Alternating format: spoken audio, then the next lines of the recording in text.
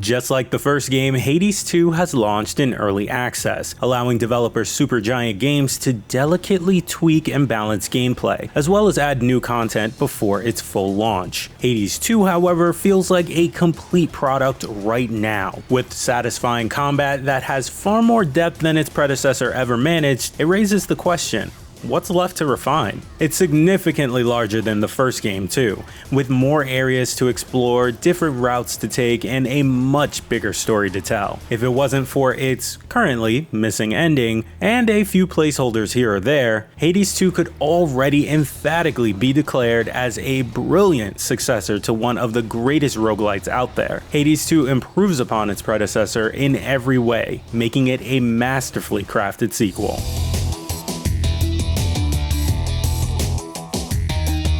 Instead of playing as Zagreus again, you play as his sister Melinoe, who was born after the events of the first game. Her family has been lost to the underworld after the titan Kronos usurps the throne and takes over Hades' domain. Melinoe, saved from the unknown fate of her family, has been raised to realize one simple goal: death to Kronos. With the help of her mentor, fellow titan Hecate, and a cast of new and returning gods, shades, and all those in between, Hades 2 sets out strongly from the get-go with a story that is gripping to watch unfold between runs. Who dares disturb my eternal rest? For all its improvements, Hades 2 doesn't initially feel or look that different. Melinoe moves with the same speed and grace as her brother, albeit with some slight changes. Unlike Zagreus, Melinoe is far less dash happy, with a longer cooldown between each of her evasive bursts of speed that's initially awkward to get used to. This is offset by a greater emphasis on maintaining speed through sprinting, which you engage by holding down the dash button right after executing it. This sprint provides the same degree of damage avoidance, but feeds into additional offensive options too,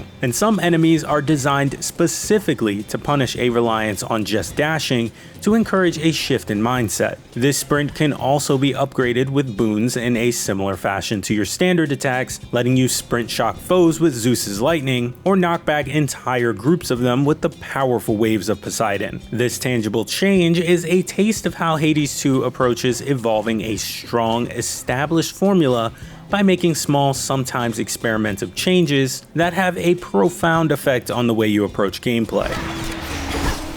Nowhere is this more evident than the expansion of Melinoe's offensive repertoire. She maintains the trio of options that her brother had with standard, special, and cast attacks. Both the standard and special attacks are determined by your weapon selection before runs. This is already delightfully varied, with the starting witch staff offering a nice balance between safe ranged melee strikes, while others such as the sister blades demand a bolder approach, since their limited range forces you to really get in the face of enemies before backing out to safety. Melinoe's cast is also far more involved than Zagreus' awkward red diamond projectile. In keeping with her witch abilities, Melinoe can throw down a circular ring that confines enemies inside of it for a brief period of time, making it an effective crowd control option at its default tier. Boons from the gods can radically evolve it through, letting you turn the defensive snare into a more offensive area of effects spell that decimates large groups of foes or inflicts large harmful curses on them. These can also be combined with other boons that you have augmenting your standard weapons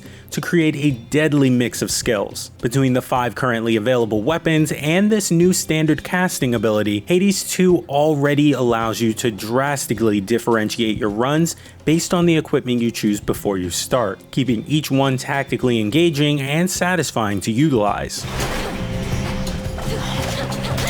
Where weapons were the sole differentiator to combat in Hades, its sequel layers on a whole new system to consider too. Melinoe has an all-new Omega attack, which is available on top of your 3 combat abilities to further deepen the complexity of the entire combat system. These are powerful abilities that differ between each weapon, usually requiring a brief window to channel before you unleash them, meaning their usage needs to be considered and deliberate. They're quite varied too. The Witch Staff allows you to fire off a wave of damage in front and behind you when channeling its standard attack, while the Sister Blades instead give you the ability to teleport to a distant enemy when engaging an Omega attack on the same button press. Each of these Omega abilities is powered by magic, a new resource that you'll have to carefully manage to get the most out of your build. Magic is replenished between each room you travel to, so you're encouraged to maximize its usage for the battle at hand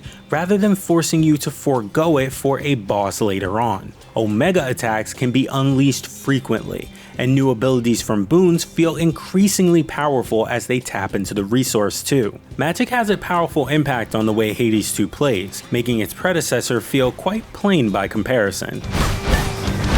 Additional combat variety is afforded to Melinoe thanks to all the gifts she's bestowed by the various gods of Olympus. There's familiar faces such as Aphrodite and Hermes, as well as entirely new ones. Hestia, for example, offers her flame damage dealing boons as a way to introduce damage over time strategies to Melinoe's repertoire. Each boon gives you specific elemental abilities to play with, letting you cobble together a combination that plays off each one's strengths to make the most of a run. With more boons in the mix, as well as more ways to utilize the themes of existing ones across the swath of new offensive options, there's a greater depth to Hades 2's builds that keeps each run feeling viable and exciting. It's completely possible to have a run where the randomness of the boons lead to a doomed endeavor, but because of its expanded combat options and ways in which they can be enhanced, I'm confident that it's happening far less than in the first game. This additional depth to combat is kept entertaining thanks to an entirely new roster of enemies to contend with,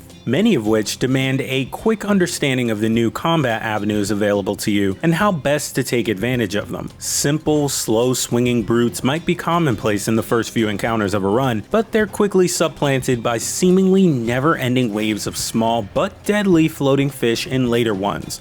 Boss encounters are the true standouts though, ranging from an interesting roster of mid-bosses that you'll encounter quite frequently to the show-stopping skirmishes that await you at the end of each biome.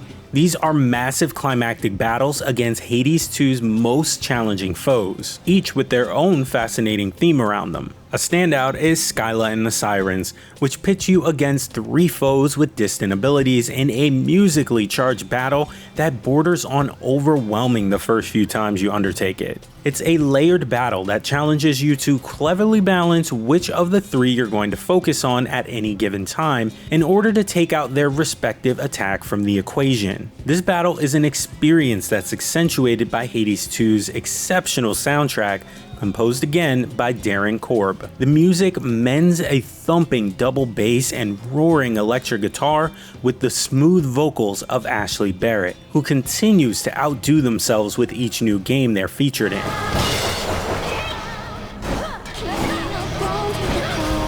Each of Hades 2's biomes also makes a departure from the environments of the first game, which might be relieving to hear given you'll mostly be traversing through the depths of Hades again. Alternative paths lead you to new areas that are bursting with color and character, with Supergiant's distinct art style shown in its best light here. The third biome currently feels like an outlier, trading the tight combat spaces for a more open approach to exploration that sometimes makes the path forward a little difficult to discern. But it's a small blip on an otherwise outstanding reimagining of the depths of hell, which is accentuated by the nostalgic return of familiar spaces in the game's later and more climactic sections. It's surprising too that traversing the depth of Hades is not the only path you can take for a run, with an entirely different route to take during a run opened a few hours into your playthrough. The choice of which narrative thread to follow, along with the quantity of content it added to the overall package, just further shows how much more ambitious Supergiant is with its first ever sequel. While you'll spend the majority of your time dungeon crawling your way to success, Hades 2 puts a bigger emphasis on what you do in between runs too. The Crossroads, a refuge that sits between the base of Mount Olympus and the depths of Hades, acts as the sequel's analog to the House of Hades, offering up a multitude of base building options that all have tangible effects on your effectiveness during runs. A large bubbling cauldron in the center lets you combine resources to unlock new parts of the Crossroads, as well as helpful shops and newer resource types to collect during your runs. A small garden lets you plant specific seeds that sprout while you're out, folding back into the requirements for more expansion via the aforementioned cauldron. There are familiars to recruits, a training ground to hone your skills, and a variety of vendors to shop with in order to prepare to make the best of each run before you set out. Paramount to character progression is a new Arcana card system that replaces Zagreus's sometimes one-dimensional upgrade mirror from the first game. It's split into two components. One is a massive tree of unlockable Arcana cards, each of which gives you an advantage of some sort during your run. This can be as simple as rewarding you with a Death Defiance, which keeps you alive after an otherwise fatal blow. Others, like giving you the ability to deal additional damage to foes with 2 curses, define a tone and strategy to your run before starting, helping you craft your playstyle accordingly as you go. The number of Arcana cards you can equip is determined by your grasp, a numerical total that you can expand with a different resource as you chip away at runs. Each card has an associated cost depending on its overall effect, so you're challenged to balance which ones to equip based on your capabilities at any given time. The more cards you unlock, the more grasp you obtain, the bigger advantage you take in a run, and thus the greater chance you have of completion. It's a far more dynamic system than the on-off switches in the previous game, tying in nicely to the already deeper choices you have available in combat. Core to the Crossroads and integral to the way Hades 2 tells its tale is the assortment of characters you can converse with between each run. Just like the first game, this is where Hades 2 really distinguishes itself from its peers in the genre, with the unbelievable way in which the script incorporates each of your actions fluidly into its core narrative to make it feel like the script is being written as you play. The new characters within the Crossroads are just as interesting and varied as they were before. Whether you're confiding in the sassy but insecure shade Dora, discussing strategy with Odysseus, or brushing up against the prickly nature of Nyx's offspring, Nemesis. There's a more dire tone to the overall narrative given the impetus to save your family and reclaim your right as heir to Hades, as opposed to the sometimes shallow, rebellious plight of Zagreus. But it's interwoven deftly without removing the brevity and sometimes hilarious writing that keeps this tale just as endearing. Welcome to the... Being in early access, there's still the potential for a lot of these mechanics to change, and Supergiant has already made it clear with its first patch that it's willing to take big swings. Prior to the update, resource gathering was limited to an unlockable tool you could equip, limiting you to a specific resource in a run. That's been removed entirely now, letting you gather any resource you've unlocked a tool for at any time, and instead just prioritizing the likelihood of a resource associated with a particular tool appearing if you equip it. It's impossible to tell how much more might change before Supergiant plans to launch Hades 2 in a 1.0 state sometime next year, but it's an indication of how this otherwise complete feeling product still has room to improve. On the horizon, Hades 2 still has a new area that is planned to be added, additional weapons, and some missing character art to fill in. And most importantly, it has an ending to its story to introduce. But none of this hampers the engrossing experience that's available today. It's a drastic difference from the first game's launch, which felt far earlier in the progress and required nearly 2 years to reach a complete state. As it stands, Hades 2 is already one of the best roguelite experiences you can play today, with clever improvements on its established formula that just accentuate its strongest attributes. More importantly, it does this without requiring you to be the most well-versed player on what came before, but not at the expense of offering a new challenge to those who have spent hours digging away at the first game's brutal endeavors. Hades 2 is a game that I'm incredibly excited to continue playing every day, and it feels like a treat that it could get even better as time ticks away. What happened to your daughter? I'll ask you nicely, only one last time.